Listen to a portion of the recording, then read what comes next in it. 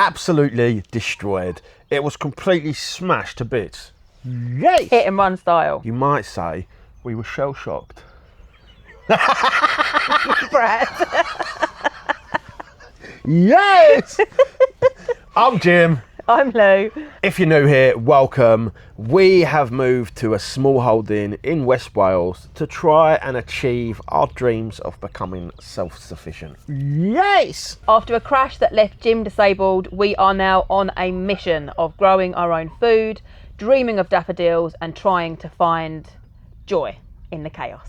Yes! Before we go any further, I'd just like to give you a heads up. One of the conditions I was left with after my crash is actually adult onset Tourette's. So if you hear this,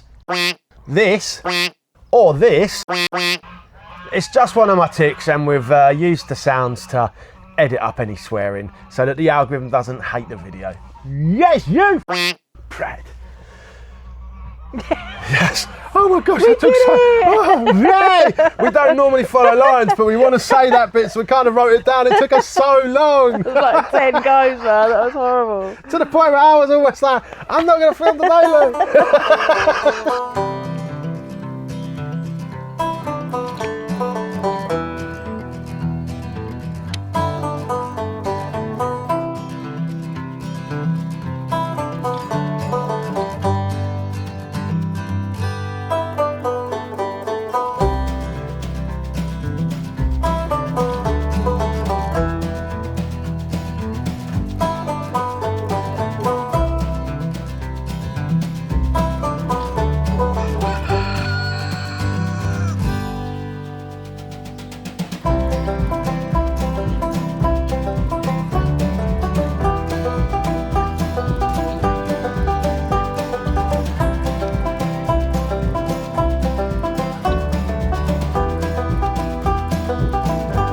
Coming up in today's episode, we see how the eggs are getting along in the incubator.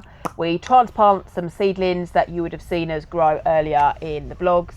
And we also look to transplant some spring bulbs to help give us more flowers for the years ahead. Oh, and stick around for the end, guys, because it's the last vlog of the month. So we're going to do a beautiful montage, as always. We've only done it once before, but we've only been vlogging for a month, so yes, you proud. So hope you stick around to the end. Hope you enjoy another one. We are Fields and Flocks. Welcome back. But first, before we get to any of that, let's talk about the start of the week, because what carnage it was. So I wake up Saturday morning, I go down, get some eggs from the chickens, put them in an egg box, and I start carrying them outside down to the egg box outside. Thinking nothing of it, get out there, and when I get out there, I am shook because it's absolutely everywhere. We haven't got footage of it as it is because being an idiot, I started collecting everything before we filmed the aftermath, but there was bits of box absolutely everywhere, weren't there? Bits of car everywhere as well. Yeah, bits of car. Someone had gone into it, obviously. I mean, it's a straight road. It's not hard to... It's a 20 mile per hour straight road, and someone had obviously come bombing it down there. We've got a couple of big rocks, haven't we? And we think they've obviously somehow gone off the road, smashed into the box, and like ripped up loads of their car. The hubcap was left, wasn't it? Who knows what happened? But then I mean, I being honest, think he was a drunk driver coming back from the pub, because there's one pub in the village in the next village along, and this would be like the main way home for people from that pub. So that's a possibility, because they didn't leave no date, they didn't tell us about it, we just discovered it, you know. Yes, you. We weren't too bothered, were we? It was frustrating because obviously you'd seen us build the egg box. I'd literally we'd had this egg box for years, and as you saw in the previous vlogs, was it 3 weeks ago? I'd just redone it. It's like, why could you not do it 3 weeks ago?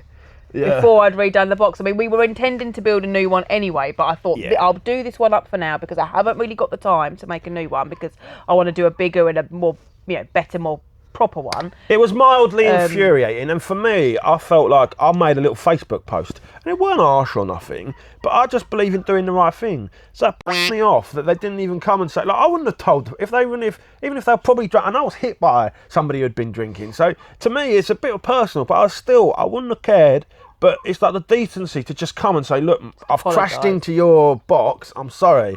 But there was none of that. And then it makes you disheartened until I put the post up. And then on Facebook, you get all these nice posts I got from all my neighbours offering to chip in for a new box and that. And, you know, obviously we didn't want them to chip in for a new box because we were going to build a new one anyway. But it was just nice to see the local community rally in support of us. And, but what a start to the week. Oh, yeah, no. you We've got nothing to sell the eggs in the meantime, so now we're overrun with eggs. I mean, and nowhere say it. They were selling well. They were selling really well. We were. I can't remember. We had a hectic day, didn't we, with the kids on Saturday? So we checked the little egg box thing that we got, and there was enough in there for a takeaway for the kids and us. And we got ourselves a cheeky takeaway. So you know, it was working well. And now we're gonna. I think I'll put another Facebook post telling the neighbours to just knock on the door. Yeah, that's a good idea because we've got so many eggs and they'll just go to waste otherwise. Yeah, so I think that's a wise thing to do. Then what else? Early on this week, we've got new daffodils up. I've got a new one that I really like. You've got a new one that you really like. It was the ones we planted in the beds just to the right of us here. There was ones that hadn't come up yet, and then this flourish of this daffodil. We've got some footage of it, haven't we? It's like a creamy white, but the bit in the middle is it's like peachy. It's really peachy, isn't it? It's beautiful. It's really nice, yeah. It's really lovely. And then doesn't smell great though. Smells like it smells like human. Years ago, when we rented our first house, and I was like trying to have it was my I didn't like plants back then, guys. You weren't a friend of a plant, were you? It was, and I was trying to grow. I was my first house where I could plant what I wanted and have a real go at it. And I bought in these daffodils, and I was like, Jim, look at these, and you smell them, and you're like, they smell like. You were just like, they're gross, and I was I don't know if you're allowed to say. We'll probably beat this out, but what we're saying is urine. Yeah. And then. Yeah, the ones this year though, the mix we've got, especially those like triple-headed double daffodils. Oh, they smell lovely. They've got a really strong scent, really nice. And when you've got a big bowl full of them or vase full of them, you can really smell them when you walk into the conservatory, can't you? But there's two. Your favourite is again we'll show you, but it's the more dainty yellow leaves with the real orange middle. Yeah, I really like these ones. They're out and about everywhere at the moment. So yeah. So yeah, two new daffodils that are really, really, really pretty that we're big fans of.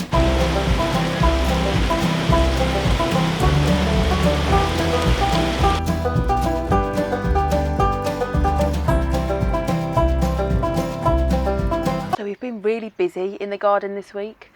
I've been potting up a lot of plants that I ordered from Farmer Gracy online.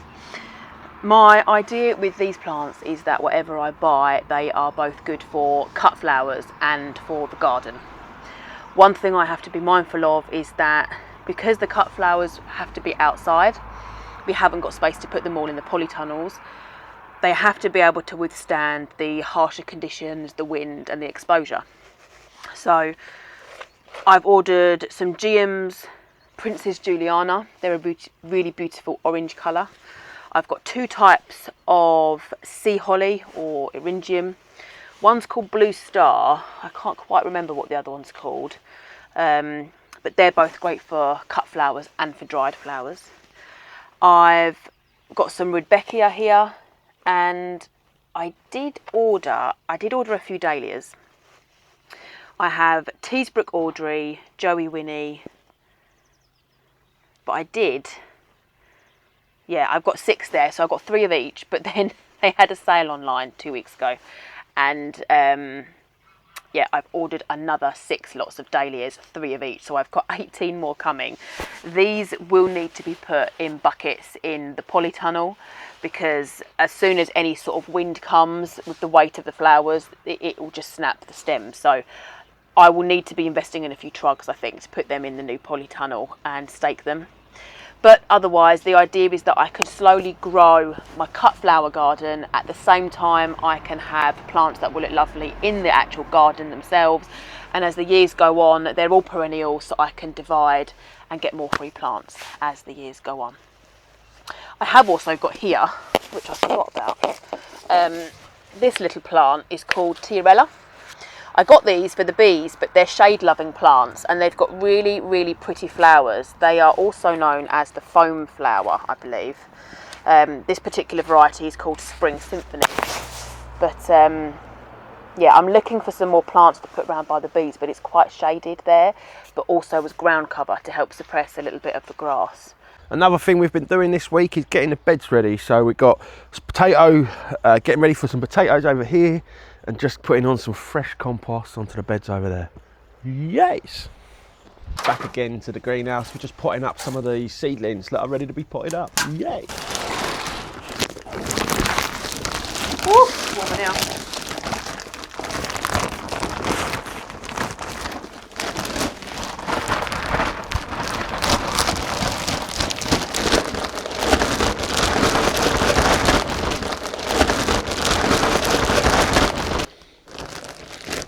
That does not smell nice. Yes! Whoa. The marigolds have come up there. Nice. So they need repot. Oh, that stinks. That's what I just said. It smells gross, doesn't it? Good God. Wow! Oh, guys, the ocker is doing fantastic. Let me go grab one and give you a show. Oh, yeah, it's doing really right. I had a look yet. Guys, here's my ocker. Love the leaves on these guys. They look really cool. And two varieties growing there, but we're doing really well. That seems to love the climate here. We'll grow them in these pots now till, I'm not sure, May. I think we transplant them out normally. Some people say you shouldn't really transplant them, but we've had great results. So in May we'll transplant them to the beds. Yeah. I'll keep you updated. So I am just gonna pot up my Achilles. I'm never quite sure how you say it. I've got several seedlings in the one section here, so where they start to compete with each other, I'm just going to put them in 9cm pots, just the larger ones, just to help them grow. I've also got some cosmos in a seed tray, which they're in their own seed tray, just one seed, but there's lots of roots coming out the bottom. So again, to try and bring them on a little bit, I will put them in their own pots. And then we can slowly start to harden them off as time goes on before they go outside. Right. And what I will do now, guys, is I'm going to do a shot of the peach tree today. Oh yeah, it looks well nice. Yeah, really loves it in there. It's in a perfect environment for it. It's in a very happy spot. It's done really well over the last 2 years.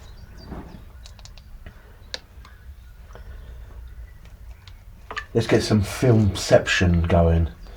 You filming me, filming the close-ups that you're going to be having on your screen. Yes!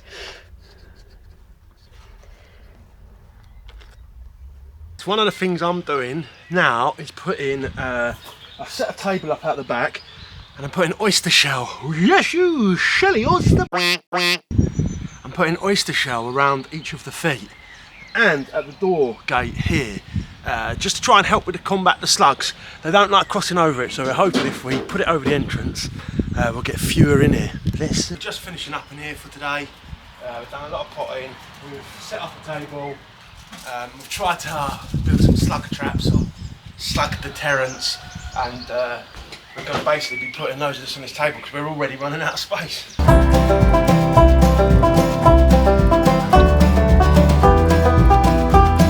So I got a few nice comments about the kite section last week, so I've put another Musings of Jim section in when I'm just pondering life. Yeah, hope you enjoy it. Yes, just sitting about drying my hair. That's why the hair's down. I do wash occasionally. Having a day off today. It's Thursday. We've done, as you see last week, we put 2 videos out. And I've done 7 TikToks, and so for 2 days I was just basically filming and editing. So today I've decided to the kids are at school.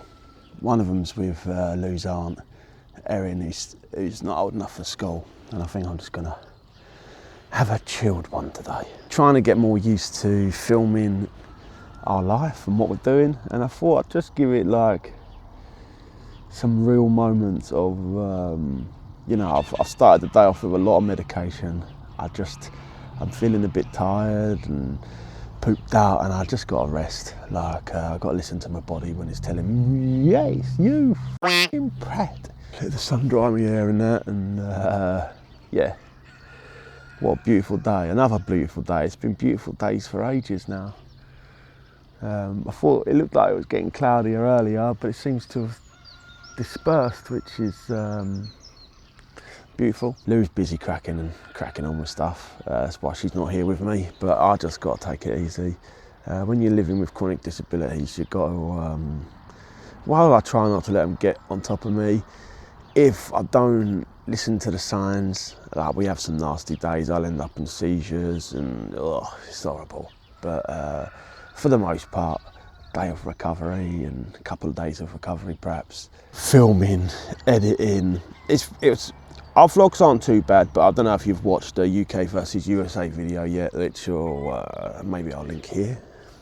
I don't know if I can do that yet, so if it worked, it worked. If not, you can laugh at me and call me useless. Yeah, it took a lot of energy, a lot of effort, a lot of planning, what we were going to say. It was a more structured video, different style to the vlogs, but hopefully one that will perhaps attract American viewers to the channel. That was kind of the logic behind doing it. So we knew we wanted to kind of attract the American audience, and we knew that we wanted to at some point explain the differences, so we thought it was a perfect chance. But it did take a long time to film, a long time to edit, a long time to plan, and it, you know, normally the filming takes us one day, and this time, and editing, you know, filming and editing will take me one day. I'll film for perhaps a morning, me and Lou, all throughout the week. As the vlogs are progressing, it's more we pick the camera up and we just film throughout the week. So then we'll do the sit down, and it takes about 30 minutes. You know, I just sit down talking through all the sections we've filmed and talking about what we've been up to. Yeah, so it doesn't take that much of the day, and then the editing perhaps 2 hours in the evening, 3 hours perhaps. But this UK versus USA one, we put a lot of time and effort into, and hopefully it's a good video. Hopefully you liked it.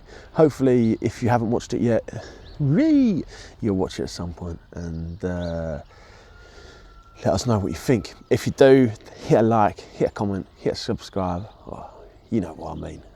It does all help. It helps. What it does, right, is it helps YouTube know that there are people out there that like our content. So every time you write a share, interact, comment, like, watch the whole thing right to the end, YouTube says, yeah, people like this content, it's worth watching, and it pushes it to more people. So enough with the rambles of Jim. Hope you enjoyed this section of Ramblings with Jim, and let's get back to it. Yes!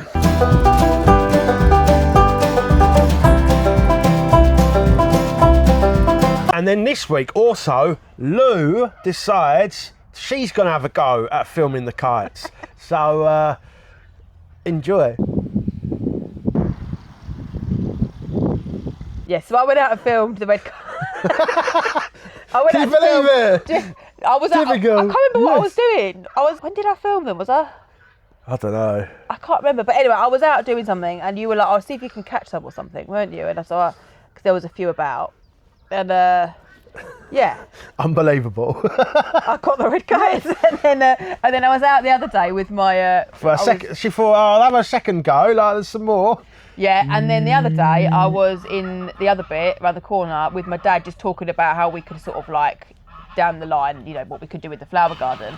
And I had the camera. I was doing some filming, and I was talking to my dad, and I thought, "Oh, there's a red kite there," and it was a good shot, wasn't it? Yeah, it was a really good shot. Yeah. And then there was a third time that she was out with it, and she got another good shot of the red kites 3 times in a row. So she went out as many times as me, but got 3 times, or half the times as me, but 3 times the shots.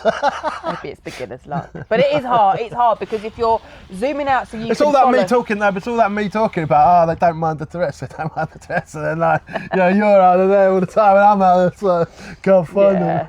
Although we do get, it's nice because we do get a lot covered. That's why we wanted to film them, because we get so many around. It's really lovely to see. It's part of life here, you know, where the vlogging is to try and show our life to you guys and hope that you enjoy it, and that is part of life here. The red kites are everywhere. When you're outside, you always see them flying around, don't you? That's why I was like, you know, I tried. It was funny for me when I was trying because they were everywhere. But every time I went out of the camera, they weren't there. But if I didn't have the camera, they'd be everywhere. Or if I ran inside and grabbed the camera, they'd have gone. But even a few times when I've been out, you sit there and you see them come really low, and you're like, God damn it, I've not got the camera. Yeah, oh, what a shot. I started thinking more recently. Now we're doing the vlogs. I started seeing them. Oh, that would have been a nice shot. I'm a cameraman! Yay! But it's not easy getting them because you have to zoom in. And the moment you can follow them quite well at a distance, but obviously it's an okay shot, but it's not great. As soon as you zoom in, it's hard, isn't it, to follow them and keep the camera steady and keep it a good shot. It's difficult.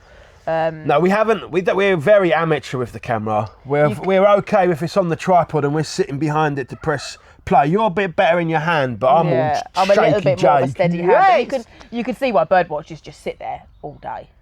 Can't you? And we've got a lot of nice bird watching spots nearby. There's the river, which gets beautiful birds, loads of kingfishers, and there's always lovely pictures, isn't there, put up on like the Facebook groups. Maybe when we're old, Jim, we can go do that. Yeah, no, I'm already getting into all these things that I see older people into. And when I was like, even maybe just 10 years ago, I would have been like, how can anybody like growing plants? Yeah, how can anybody like watching birds? Oh, how times have changed. Oh, yes. Oh, yeah. Boom.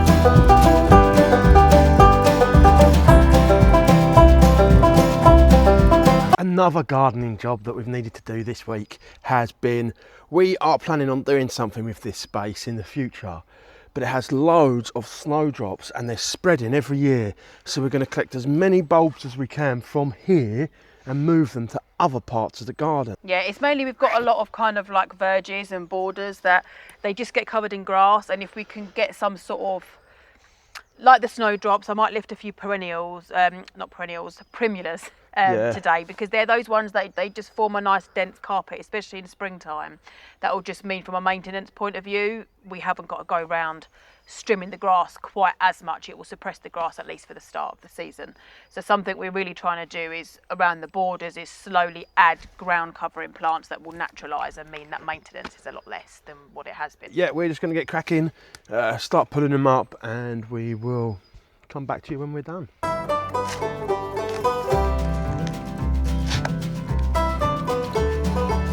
So once you have gone round it with a spade, what I'm going to do is just leave it in clumps like this.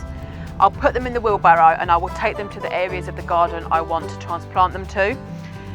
When I do that, I will just split these into sections. So this section here, I will probably split into say 3, tear it out, 3 separate plants, just bury them straight back in the ground.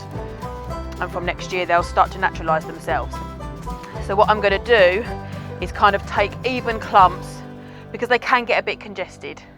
So it'll be good just to create a little bit of space amongst the ones that are already there, and then they will naturally spread into those gaps, and these ones will create new plants in new areas of the garden.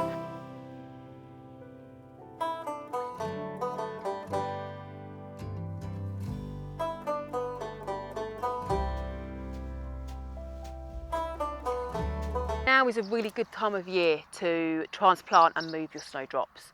It's a great way of being able to get more plants for free.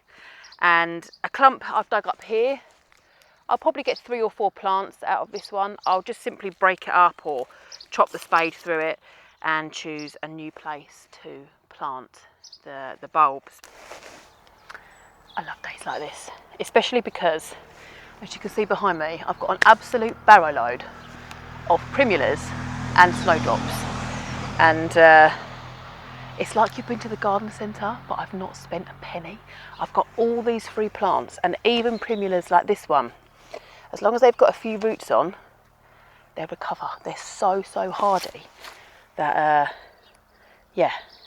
it's great doing all this work and knowing you're getting it all for free.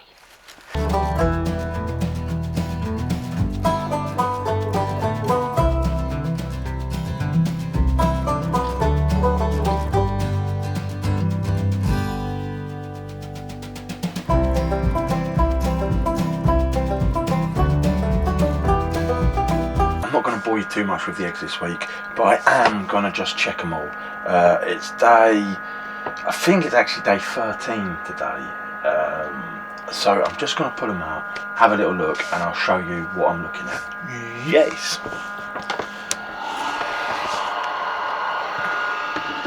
You wouldn't be so kind, turn the light off, my assistant.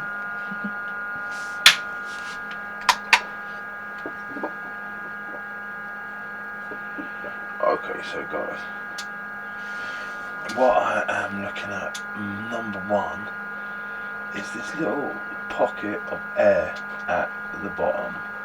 As you can see now, the egg is very much more formed.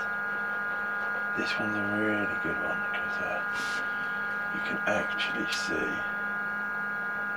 the chicken quite clearly in there. I think that is actually a wing. It's hard to know, but yeah, there's a baby chicken there.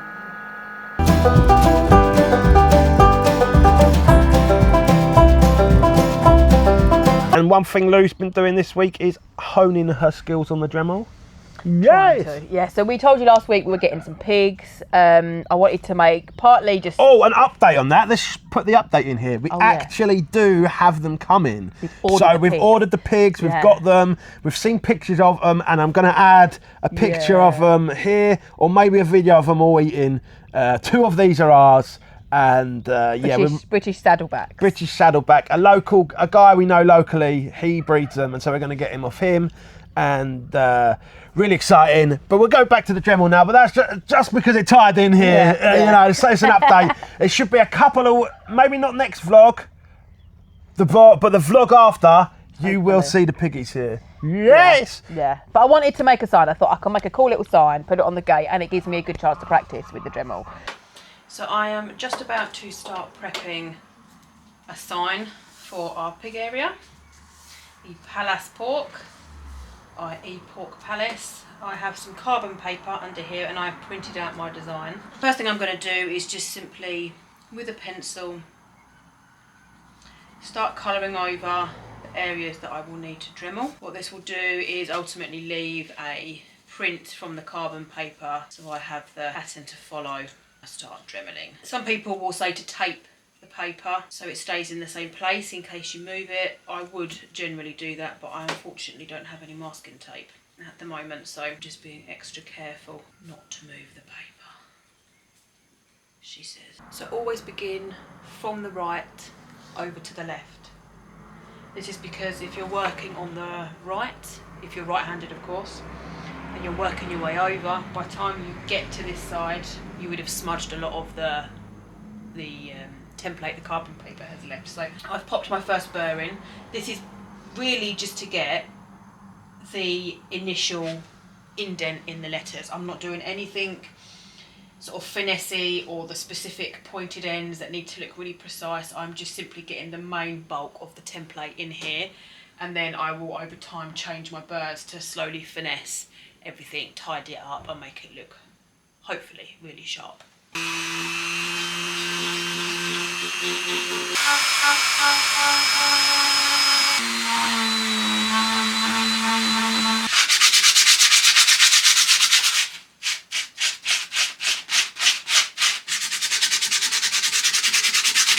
I've just simply put in the initial carving of the letters. It's not very tidy. It won't look tidy at the moment because I've just done the initial depth. I'm now going to spend a little bit of time just trying to finesse the edges a little bit. My plan with this is, as I mentioned, it's for the pig, so I wanted to put a little piggy underneath. I did a test somewhere. Here we go. I did a test with some wood because I didn't know whether to just carve the outline of the black or carve the white and leave the black pronounced on the sign. So I did this little test, just a rough one, because I'm going to burn the wood. So what I've carved, whichever way I do it, will stand out. Now this one it's much harder to do this one because you're carving a lot more wood out, but I feel it looks better and it stands out more than just carving the outline. So I'm pondering which way to do it, because when I burn it, I'm not going to see the outline of my pig. So I think potentially what I might do is actually put the pig on next, do the basic outline of the pig, burn this whole piece, and then try and work on the finer details.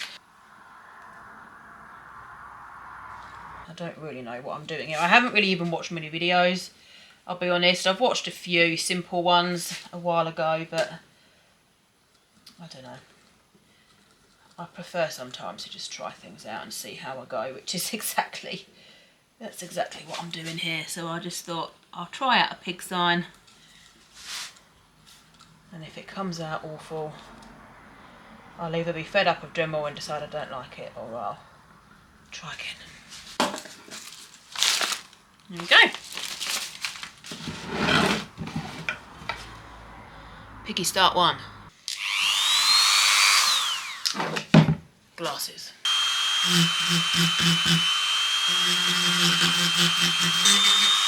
When you hit the wood in certain directions, it can jump a little bit. So I'm just gonna start by working out my depth that I would like, first of all. And then just take the bigger expanses of wood first. And then probably change my tool to a different one and just see how I go. Okay, so that is the outline, or the inline you could say, of the pig. I've also just gone around the outside ever so slightly, but I think it's going to look better using a smaller burr on the outside just to define the outside. But that's the first bit done. What I'm now going to do is get the blowtorch. So of course with blowtorches, guys, remember health and safety. Always be careful, always be careful.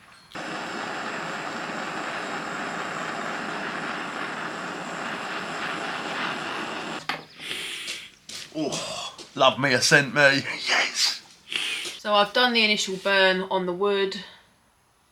I'm now just gonna, the dust and all the dark bits of the wood that I've burnt kind of fall into the letters, but I'm just gonna go over these now, refine the edges of both the letters and the pig, and hopefully it will start to take a little bit more shape. It's not finished. Part 2 will be in next week's vlog, so tune back in for that. Yes!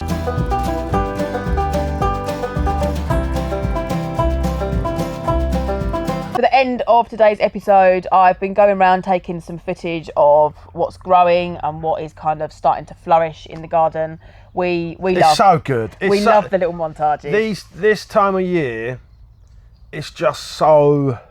Well, you see stuff coming to life. Yeah, that's it. Springing to life. It It gives you all this joy and hope and excitement of the season ahead. Yeah. Like, you're connected with the growth, and it's just so wonderfully beautiful here, guys. And we've been here a few years now, so there's parts that are getting a bit more established that we've been able to make our own, and with the first year's all a bit trial and error. So you try things, it doesn't work, and we're starting to sort of slowly find our way with things. Definitely. And one thing we're really trying to achieve here is create little pockets, areas of beauty, of what's the word when productivity. You know, we want these areas to not only look beautiful but actually be productive as well, whether it's you know, the willow that we've planted or the trees. Yes, we want a mix of beauty, space, like we really want to build something here that so in 30 years time we can look back and share it. So where I'm going with this is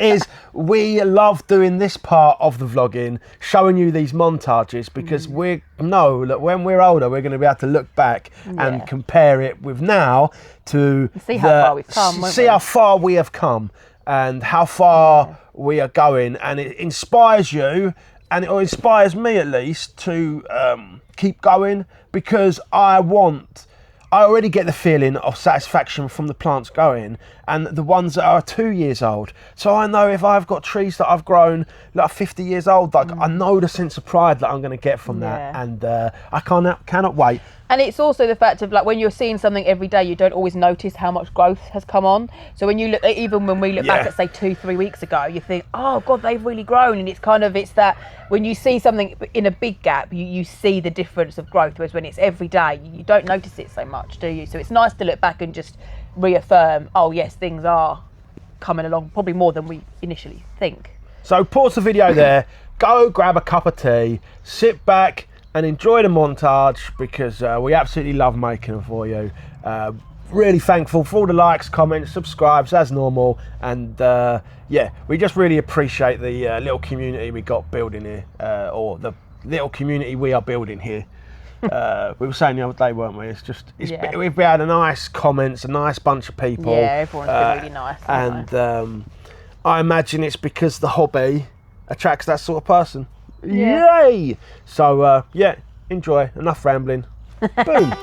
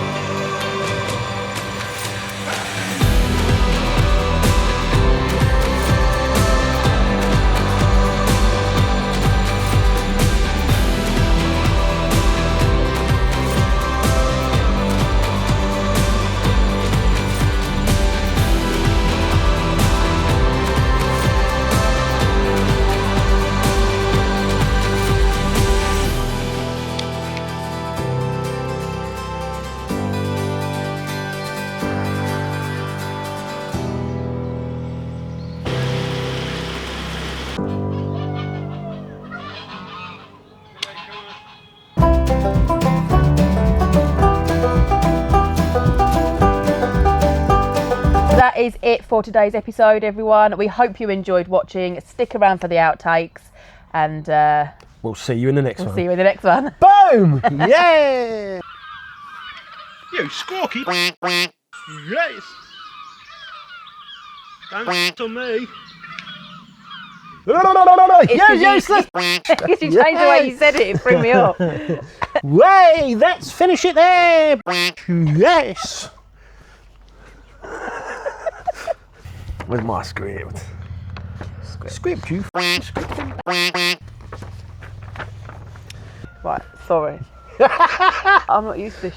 No, it's again. I'll probably put this again. This is like the musings of Lou and Jim, private conversation you get to see. It's just hard, isn't it? Like when you're trying to do it, like. So to let you guys in on a little secret, this is an outro secret. We've got a little script here. You scripting, and it's in essence got a tiny bit at the start, so we can remember what to say at the start. you know, for what's coming up in the rest of the episode, because that's like the only bit we've planned. And then you've got like part 1, part 2, so we know what parts to talk about when we're filming. Yes, you.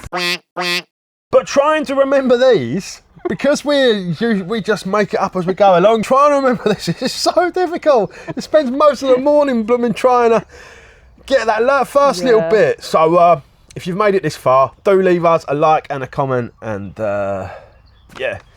secret little insight into the tiny script of, and we can't even get that tiny script right. My bad memory don't help.